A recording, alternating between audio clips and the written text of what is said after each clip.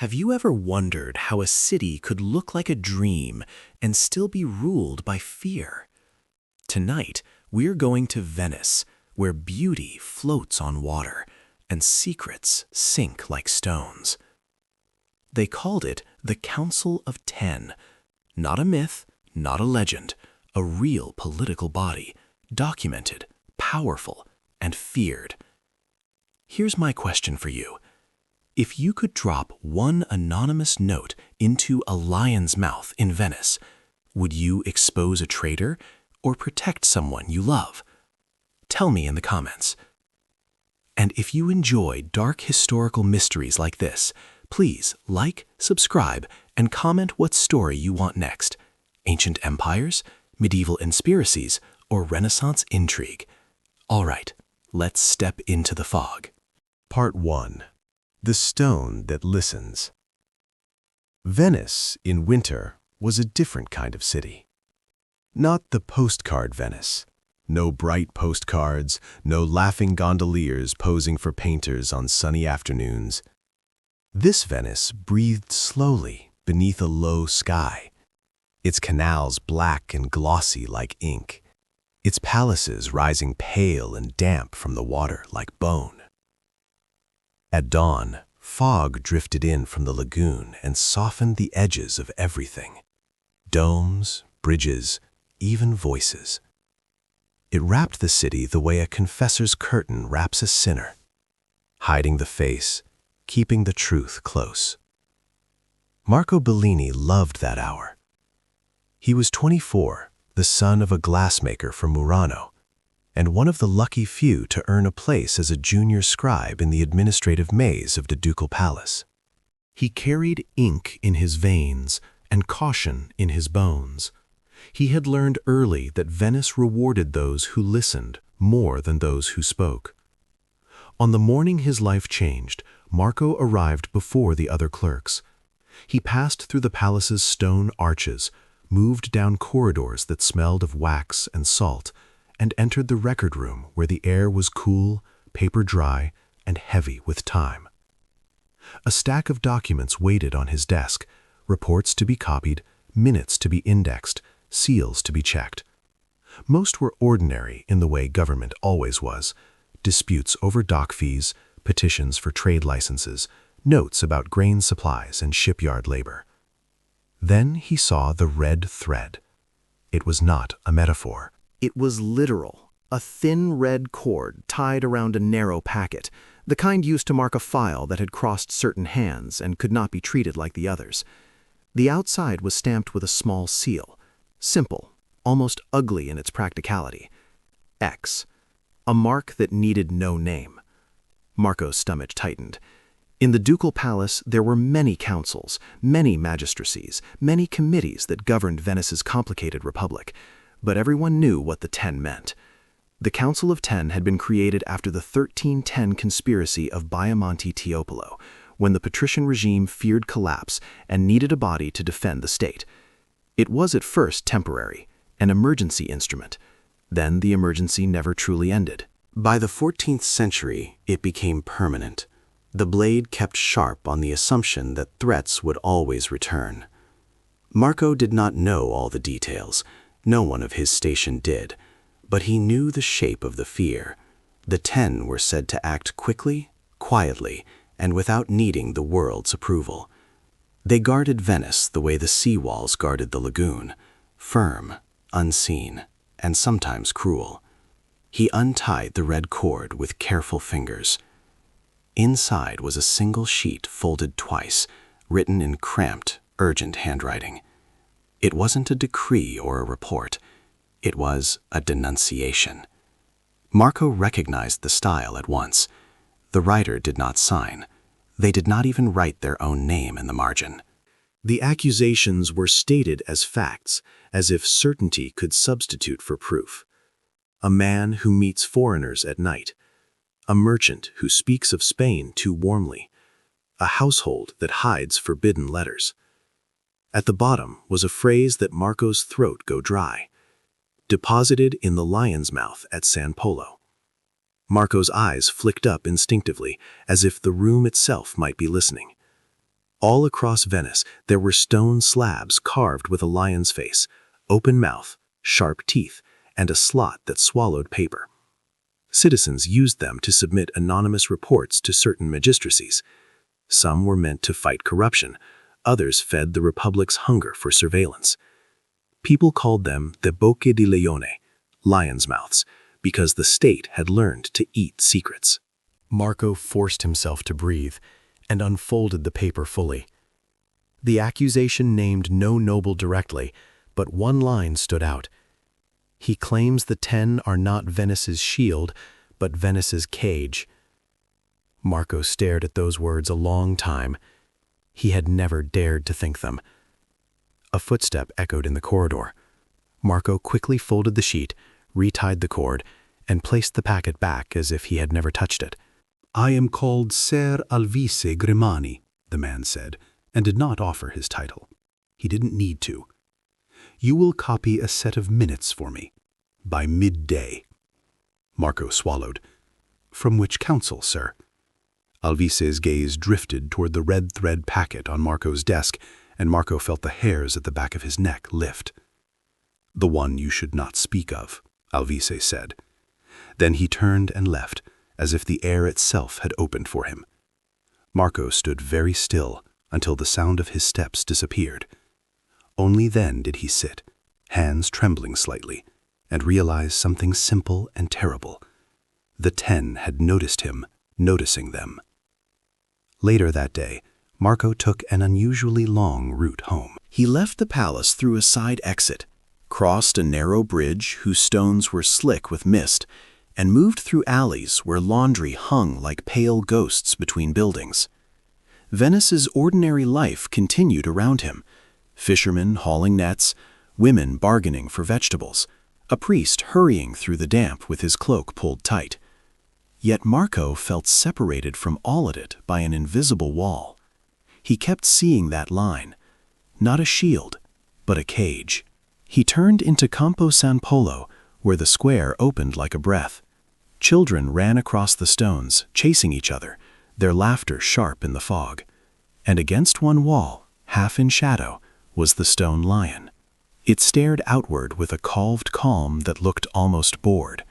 Its mouth was a slit, a place to feed the Republic. Marco stood there longer than he meant to, staring at the mouth as if it might speak back. "Beautiful, isn't it?" a voice said behind him. Marco turned too fast. A woman stood there, young, perhaps his age, wearing a dark cloak and a simple veil. Her posture was composed, but her eyes were alert, the eyes of someone trained to read rooms the way sailors read tides. "Beautiful," Marco repeated, unsure. "Venice makes even fear look like art," she said. Marco tried to step away politely. "I should go." "You should," she agreed, and yet did not move aside. He realized then that she wasn't blocking him, she was keeping him from being seen by others. Her body was angled just so, shielding him from the busiest part of the square. Marco's throat tightened. "Who are you?" She smiled faintly. "A friend, or the possibility of one." "I don't have friends who speak like that." "You do now," she said, "because you handled the packet with the red cord." Marco's chest went cold. "I didn't." "You did," she said, gently, "and it was meant for you to see." Marco heard his own heartbeat in his ears. "Why?" "Because someone needs a witness who can write," she said, "and because Venice is full of men who act, but few who remember. The 10 rely on forgetting." Marco stared at her. "You're speaking of the 10 too openly." "No," she corrected. "I'm speaking in a fog, Venice's favorite courtroom." She stepped closer, and Marco caught the faint scent of smoke and rosemary. "My name is Chiara Contarini," she said. "Before you decide whether to trust me, understand this. I am not asking you to fight the 10. I am asking you to understand them." Marco's hands clenched inside his sleeves. "Why would I do that?" Chiara looked at the lion's mouth. "Because the 10 were created to save Venice from a coup, and because any tool made for emergencies is dangerous when the emergency becomes a habit." Marco's breath came out in a small cloud. Chiara continued. If you want to know the 10, start at the palace, not in the grand halls, in the records no one wants to index. He swallowed. I could be hanged for this. Chiara's expression didn't soften. You could be erased without anyone calling it a hanging. That was the first time Marco truly understood why Venice's fear felt different. It wasn't loud. It was administrative. That night, Marco sat in his small room above a carpenter's shop, listening to the sound of water slapping against stone. He lit a candle, opened his notebook, and wrote one line. What is the 10 protecting? Venice or itself? Then he heard a knock. Not loud, not urgent, just 3 taps, measured. Marco froze. Another knock, same rhythm. He rose slowly, went to the door, and opened it a hand's width. A boy stood there, maybe 13, face pale, holding a small folded paper. For you, the boy whispered. From who? The boy didn't answer. He shoved the note through the gap and ran. Marco unfolded it under the candlelight. A single sentence. Tomorrow, Ducal Palace, Hall of the Council of 10. Bring no ink, only eyes. Marco stared at the words until the candle flame trembled. Outside, Venice breathed in fog. And somewhere behind stone walls, a council of 10 men made the city feel safe by making it afraid. Part 2. The Tribunal Beneath the Mask. The next morning, Marco walked to the Ducal Palace as if he were going to his ordinary work. Venice was quiet, wrapped in mist, the bells muffled, as if the air itself had been padded. Gondolas slid past like black commas, rewriting the city's sentences. At the palace gates, guards checked faces with the lazy sharpness of those who had never been punished for suspicion. Marco kept his expression neutral, his hands empty, his posture respectful. Inside, he moved through corridors he knew intimately, yet everything felt altered, like a familiar melody played in a different key. He found Chiara waiting near a column carved with sea creatures. She looked ordinary, like any noblewoman moving through the palace on family business.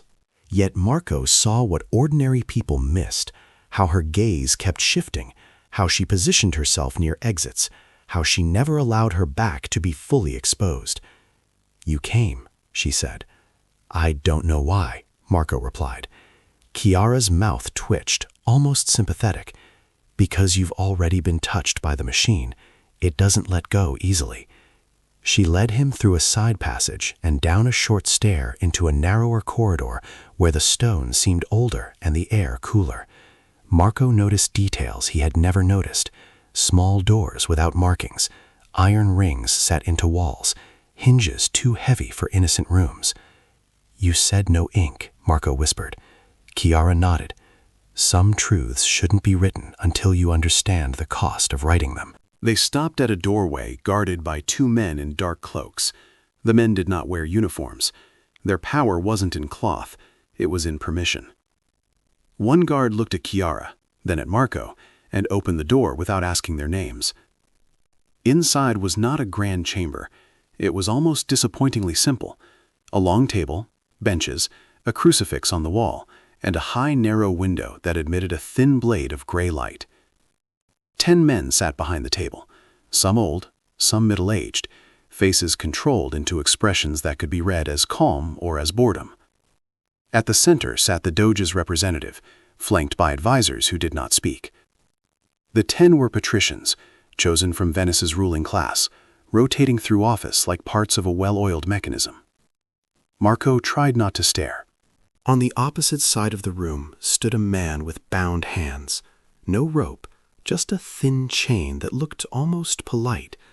He was a merchant by his dress, though his clothing had been stripped of any ornament.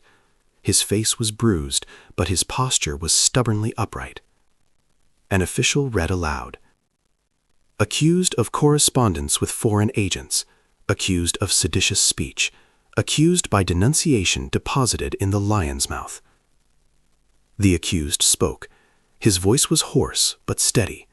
Denunciation is not proof. One of the 10 leaned forward slightly. In Venice, denunciation is a spark.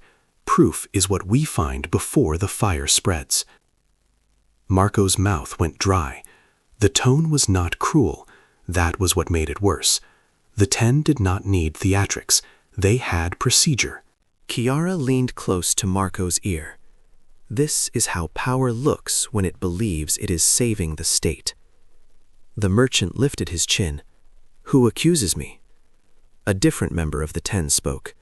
The Republic accuses you. But who wrote it? The merchant insisted. Silence. Marco realized then what the 10's secrecy truly did.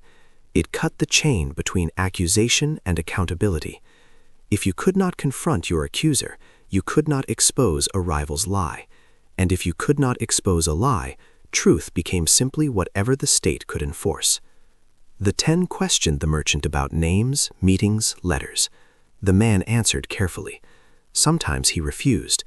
Each refusal was noted, not with anger, but with a smooth patience, as if the council had all the time in the world and he had none. Then something happened that felt like the room changing temperature. A side door opened.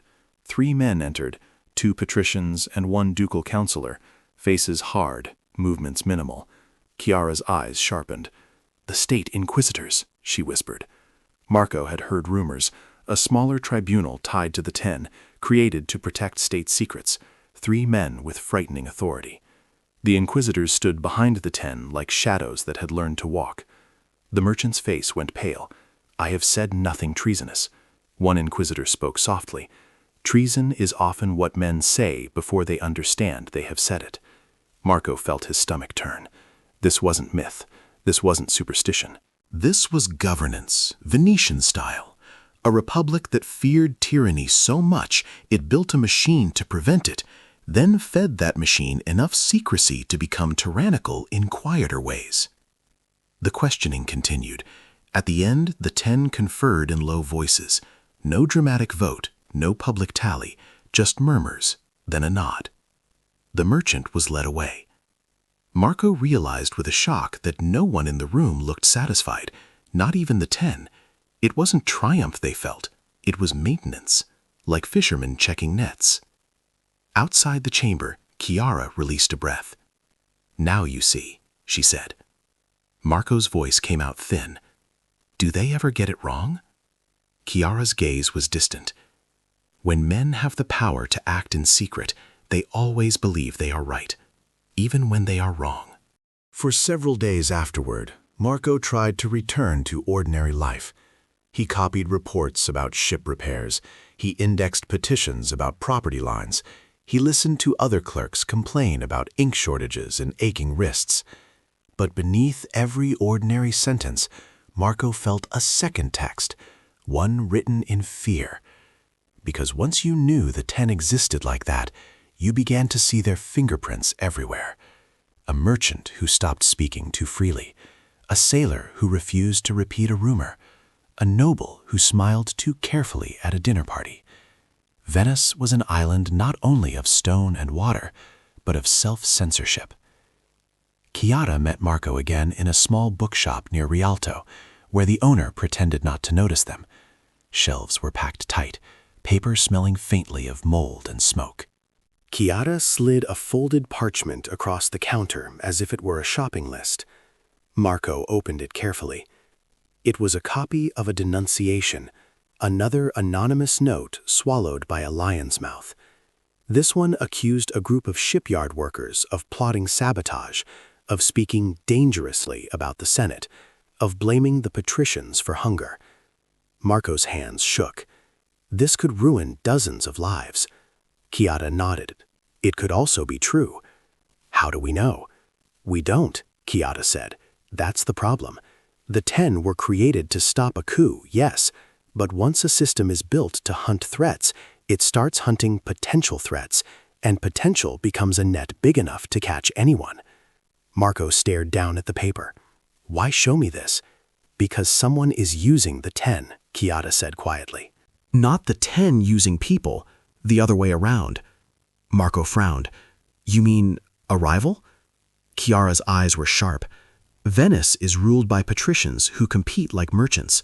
A denunciation can be a weapon, and the 10, however disciplined, can be turned, especially if the accusation sounds like state security. Marco felt cold. So what do you want from me? Chiara looked around the shop. I want you to find the pattern. Compare denunciations, compare handwriting, compare phrasing. Someone keeps using the same style. If we can prove a false accuser, we might save people before the 10 acts. Marco swallowed. If the 10 learn I'm doing this, they will destroy you, Chiara finished. Yes. Marco's mouth was dry. Why are you risking this, Chiara? Her face softened, just slightly. Because my brother is among the accused. Marco looked up sharply. Chiara continued, voice controlled. He is foolish. He speaks too loudly about reform, too openly about hunger in the city. He believes truth protects him, but in Venice, truth is only safe when it serves power. Marco stared at her. So you want me to protect him? I want you to protect Venice from becoming a place where speaking becomes a crime, Chiara said.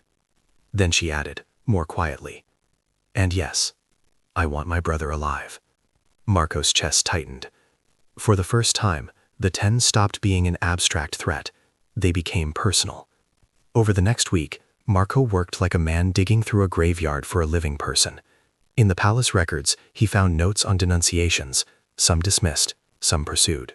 He noticed certain phrases repeated across multiple notes: foreign influence, disclosure of secrets, danger to the state. The language was crafted to trigger the 10's mandate. He also noticed something smaller: the way certain letters were formed, the way the writer crossed T-strokes high and angled, the way the ink pooled at the ends of words. He showed his notes to Chiara in a quiet corner of a church where candles burned and confession booths stood like dark mouths. "Same hand," Marco whispered. Chiara's eyes narrowed. "Who?" "I don't know yet," Marco said. "But the writer knows legal language. This isn't a dock worker. This is someone trained." Chiara's jaw clenched. "A secretary. Or a clerk who's seen enough documents to imitate official tone," Marco said. Chiara leaned in. Can you trace where the denunciations are collected? Marco hesitated. They go through different channels, but some are routed through an office near the Hall of the 10. Chiara's voice dropped. Then we go there. Marco's pulse spiked. That's suicide. Chiara's gaze didn't move. Then we do it carefully. That night, Venice was a monochrome dream. Fog hugged the canals. Lamps glowed like weak moons. Footsteps echoed too loudly on stone bridges. Marco met Chiara near a small dock behind a warehouse. A gondola waited, plain, unmarked. The gondolier was a man with a scar on his cheek and eyes that watched everything. He nodded once. "This is Nico," Chiara said. "He owes my family." Nico didn't look like a man who owed anyone, but Marco didn't question it. They glided through narrow canals toward the palace. The water was dark. The city's reflections were broken lines. Marco's stomach churned with fear. Chiara sat steady, hands folded, as if she were going to a dinner party and not toward the most dangerous records in Venice. At a side entrance, Nico left them. Chiara guided Marco upstairs and down a passage that smelled of damp stone. They reached a small office door. From inside came the scratch of a pen. Chiara raised a finger. Wait. Marco's heart pounded so hard he thought the man inside might hear it. Then Chiara produced a small key. Marco stared. "Where did you—" Chiara didn't answer. She unlocked the door silently, opened it a hand's width, and they slipped inside. The office was cramped. A desk stood near a wall, covered in papers. An inkpot glinted. And there, half hidden beneath a ledger, were several folded sheets with familiar wording. Denunciations. Marco's breath caught. Chiara moved quickly, scanning the papers. Marco forced himself to look too. Letter forms, phrasing, ink flow. Then he saw the seal on a scrap of wax. X. And beneath it, a name, not fully pressed, only the beginning. Al. Marco's blood went cold. Ser Alvise Grimani, the man who had looked at the red thread packet on Marco's desk, the man who had known Marco's name, a shadow inside the palace. Chiara's eyes widened, then hardened into fury. Before Marco could speak, footsteps sounded in the corridor. Slow, measured, a familiar rhythm. 3 taps, like the knock on Marco's door. Chiara grabbed Marco's sleeve, pulling him toward the window. But outside the window was only canal darkness. Marco realized in a sudden sick clarity. They had stepped into the Ten's lungs, and now the city was breathing them in. Part 3. The Republic's Quietest Blade. Chiara did not panic. That was the most frightening part. She moved with the calm speed of someone who knew that fear wasted time. She snatched 2 denunciations from the desk, folded them into her sleeve, and yanked Marco toward a narrow door at the back of the office. Marco followed, mind screaming. The corridor outside filled with footsteps. A low voice spoke, smooth, confident. "Who is in there?" Marco recognized it instantly. Alvise. Chiara pushed the back door open. It led into a storage alcove stacked with old ledgers and broken chairs. Dust rose like smoke. They squeezed behind the ledgers. Marco's breath sounded like thunder in his own head. The office door opened. Alvise entered. Marco saw him through a crack between stacked books, the same dark cloak, the same controlled presence. He moved to the desk, glanced at the papers. He paused. Marco's stomach dropped. He knew. Somehow he knew. Alvise's voice was mild. "Come out." Chiara's hand tightened on Marco's wrist. Silent command. "Do not." Alvise continued, almost gently. "You're not thieves. Thieves take silver. You've taken paper. Paper is more dangerous." Marco's throat was dry. Alvise walked closer to the storage alcove. "Marco Bellini," he said, and Marco felt the world tilt. "Your handwriting is neat. Your mind is restless. Venice makes use of restless minds." Marco's fingers twitched, wanting to run, wanting to fight, wanting to vanish. Chiara leaned close, lips barely moving. "Stay." Alvise's shadow fell across the ledgers. "Lady Chiara Contarini," he said, and Marco felt Chiara stiffen. "Your family name opens doors. It does not protect you from consequences." Chiara's eyes flashed, but she remained silent. Alvise sighed, as if disappointed. "I did not want this to be ugly." Then he spoke a single word toward the corridor. "Guards." Chiara moved. In one swift motion, she pushed the stack of ledgers outward. Books crashed. Dust exploded into the air. Alvise stepped back, startled, not afraid, but interrupted. Marco and Chiara burst out of the alcove and ran. They raced down the corridor, their footsteps loud now because secrecy was gone. Behind them came shouts, boots pounding stone. Venice's palace was a labyrinth, but Marco had lived inside it long enough to know its veins. He grabbed Chiara's hand and pulled her down a side stair, then through a narrow passage that smelled of seaweed and old plaster. They emerged into a courtyard where fog drifted like smoke. Nico waited at the dock below, gondola ready as if he had always known this was how it would end. Chiara and Marco stumbled down the steps, half slipping, half flying. Nico shoved the gondola away with one powerful push. Arrows of lantern light cut through the fog as guards reached the steps. "Stop!" someone shouted. But Venice was built for escape. Water was its road, and roads can swallow you. They shot into the canal, the gondola slicing through black water. Marco's chest burned. He looked back once and saw the palace receding, stone and mist and authority. Chiara sat rigid, breathing hard. "We have the papers," she said. Marco stared. "Alvise is feeding denunciations into the Ten." Chiara's voice was low, bitter. "Or he is the Ten's hand. Either way, he is using the Republic's machinery to destroy people." Marco swallowed. "If we expose him, we expose the Ten's vulnerability." Chiara's laugh was harsh. "They will call it treason." Nico rode without speaking, but his scarred face looked carved from the same stone as the lions' mouths. They moved through narrow canals toward Chiara's family palazzo. The fog thickened, then thinned, revealing faint silhouettes of bridges. Marco felt trapped between two impossible outcomes. If they stayed silent, Chiara's brother might vanish into the Ten's court. If they spoke, they might become examples, proof that Venice punished those who touched its secrets. Chiara's fingers brushed the papers hidden in her sleeve. We need someone the Ten cannot silence easily. Marco's voice cracked. Who? Chiara looked at him. The Senate. Marco nearly choked. The Ten can intimidate senators.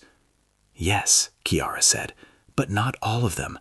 Venice is not one man. It's a network. Even the Ten are part of the machine. Marco stared at her. You think the machine can correct itself? Chiara's eyes were tired. I have to believe it can. Otherwise, we're already dead. That night, Chiara arranged a meeting with a senator who owed her family a favor, Senator Bernardo Zorzi, a man old enough to have learned the art of survival. They met in a private room lit by one lantern. Outside, canal water tapped gently against stone like a patient finger. Zorzi read the denunciations slowly, his face unreadable. When he finished, he looked at Marco. You stole these from an office connected to the Ten, Zorzi said. Marco's mouth was dry. Yes, sir. Zorzi looked at Chiara. And you bring them to me because your brother is accused. Chiara's jaw clenched. Yes. Zorzi leaned back, fingers steepled. You think this proves Alvise Grimani is fabricating accusations? Marco swallowed. The handwriting matches multiple denunciations. The phrasing is identical. The papers were stored in an office that routes information to the Ten. Zorzi's eyes narrowed. Handwriting proves who held the pen. It does not prove who ordered the pen to move. Chiara's voice sharpened. Then investigate him. Zorzi smiled faintly. Lady Chiara, do you know why the Ten were created? Chiara's expression hardened. To defend Venice after the 1310 conspiracy. Zorzi nodded. Yes, a coup attempt threatened the Republic. The Ten were the answer, a smaller body to act swiftly for state security. Over time, they became feared, because speed plus secrecy becomes a blade. Marco's stomach turned. So you'll do nothing? Zorzi's gaze was steady. I did not say that. He stood and walked to the window, looking out at the foggy canal as if the water held counsel. In Venice, Zorzi said, there are two dangers, weakness and overcorrection. If we weaken the Ten, we invite chaos. If we let them grow unchecked, we invite tyranny by procedure. Chiara's voice was quiet, intense. So what do we do? Zorzi turned back. We use the Republic's own logic. He tapped the denunciations. These will be handed to the Avogadori, the state's legal guardians, through a channel that forces a formal review. Chiara's eyes flickered with hope. That could save my brother? Zorzi's face was careful. It could delay. Delay is sometimes the only mercy the state allows. Marco felt dizzy. And Alvise? Zorzi's mouth tightened. If he is acting alone, he will fall. If he is acting with the Ten's blessing. He let the sentence hang. Chiara's voice was a whisper. Then we die. Zorzi's eyes softened slightly. Then you will need God. Or luck. Venice often prefers luck. The following days were a slow torture. Marco returned to the palace, forced to act ordinary while his mind screamed. Every corridor seemed to hide eyes. Every clerk's smile looked suspicious. Chiara waited, tense as a drawn bow. Then, on the 5th day, news came. Chiara's brother's case had been reconsidered. The accused shipyard men were not executed. Some were imprisoned. Some were exiled. One vanished entirely. No record, no body. Chiara's brother returned home alive, but thinner, his eyes hollow as if he had seen the inside of Venice's mouth. Chiara held him and wept, silent, furious tears. Marco stood in the doorway, feeling both relief and sickness. They had not won. They had survived. And in Venice, survival was often the best you were allowed. That night, Marco received another message, this time not delivered by a boy, but waiting on his desk in the palace record room. The paper was clean. The handwriting was elegant.